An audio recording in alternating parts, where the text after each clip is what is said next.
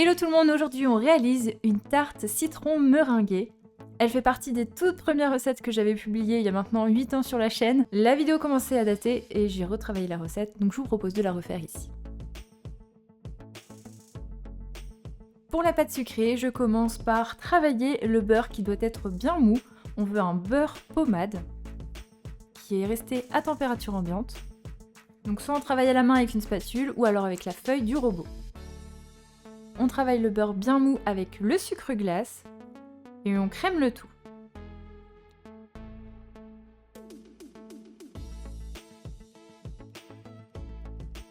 Ensuite, pensez à bien racler les bords.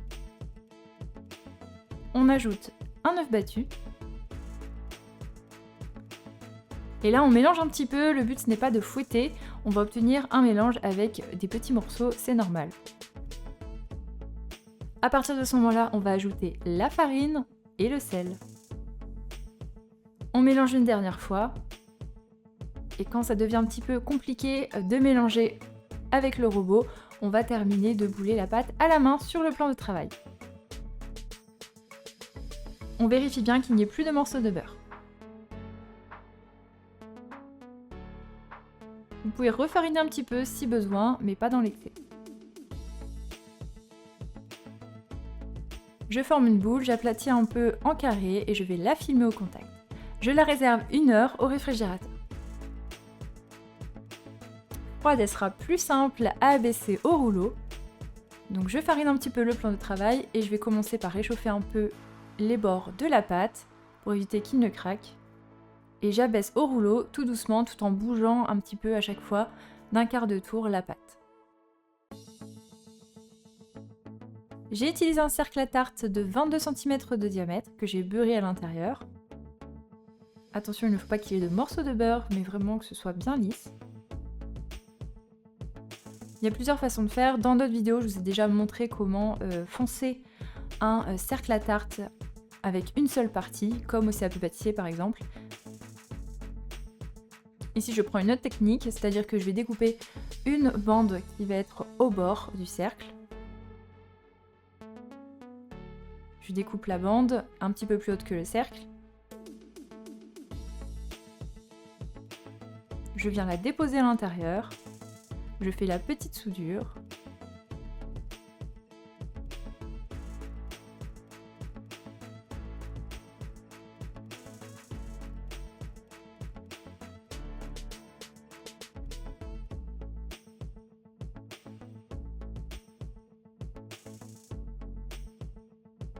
Ensuite, je découpe un disque de pâte qui va me servir de fond. Donc je viens le déposer au centre et je fais bien la soudure entre le bord et le fond.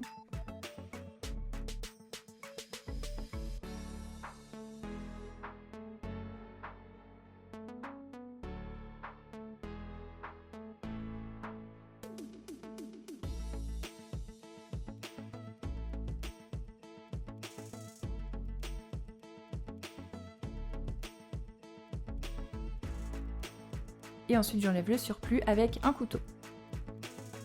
Pour la cuisson, on réalise une cuisson à blanc, c'est-à-dire qu'on va mettre sur le fond de tarte du papier cuisson et par-dessus on va verser des pois, donc des petites billes d'argile ou des haricots secs par exemple. J'enfourne ensuite le fond de tarte dans un four préchauffé à 180 degrés, dans un premier temps 15 minutes. Au bout de 15 minutes, vous sortez la plaque du four. Normalement, la pâte se sera décollée du cercle que vous allez pouvoir enlever. Et on enlève également les billes et le papier cuisson. Vous remettez la plaque dans le four pour prolonger la cuisson, 15 minutes aussi environ, jusqu'à avoir une belle coloration. À la sortie du four, vous pouvez laisser refroidir le fond de tarte sur une grille. Pour l'appareil citron, je mélange les œufs avec le sucre. Et ensuite j'y ajoute la maïzena.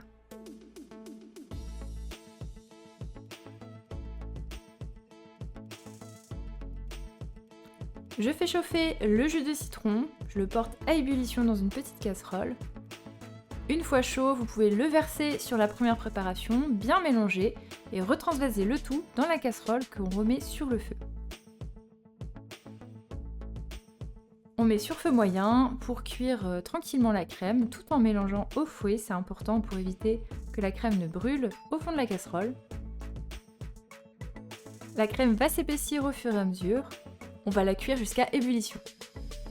Et hors du feu, vous allez pouvoir ensuite ajouter le beurre qui est découpé en petits dés et qui est froid. Ça va stopper la cuisson, donc mélangez bien énergiquement pour qu'il s'incorpore bien à la crème. Cette crème, on va la verser tout de suite encore chaude sur le fond de tarte. Étalez bien ensuite la crème pour qu'il y ait la même épaisseur partout. Je réserve au réfrigérateur pour refroidir la crème. Une fois le tout refroidi, on va pouvoir préparer la meringue italienne qui va venir au-dessus. Pour ça, je prépare les blancs dans un bol avec un fouet, donc le robot ou un fouet manuel. Dans une casserole, je verse l'eau et le sucre. Je vais mettre la casserole sur feu doux pour faire fondre le sucre tranquillement. Et ensuite, on va porter à ébullition.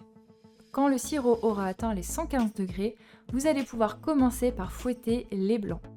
Donc dès que vous obtenez la température de 120 degrés, vous pouvez retirer la casserole du feu. On attend quelques secondes qu'il n'y ait plus de bulles. Donc on réduit la vitesse du fouet. Et on va verser en filet le sirop sur les œufs mousseux. Donc on se dépêche quand même de le verser puisque forcément ça refroidit rapidement. Et une fois qu'on a versé la totalité du sirop, on va pouvoir accélérer le fouet.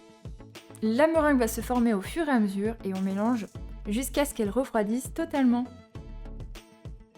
On obtient un beau bec d'oiseau. C'est le signe que la meringue est réussie. La meringue est prête et bien refroidie, je vais pouvoir la déposer sur la crème citron refroidie. Vous allez maintenant pouvoir choisir la douille de votre choix, soit une douille cannelée pour faire des petites pointes ou alors des roses. Une douille Saint-Honoré, ça peut être joli aussi. N'hésitez pas à choisir la douille que vous préférez utiliser et qui vous paraît jolie.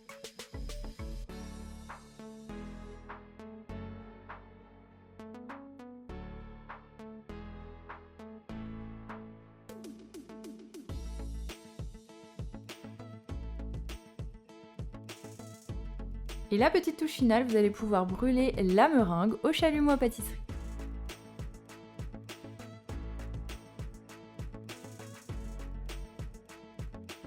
Vous pouvez rajouter des zestes de citron.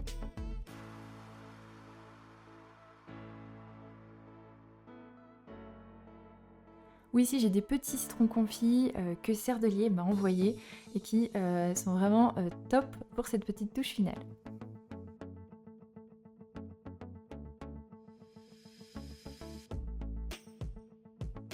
Et voilà, la recette est terminée, j'espère vraiment qu'elle vous a plu. N'hésitez pas à partager vos avis dans les commentaires, dites-moi si vous avez réalisé la recette. N'oubliez pas de vous abonner à la chaîne pour suivre toutes mes vidéos et me soutenir. Je vous dis à très bientôt pour de nouvelles vidéos.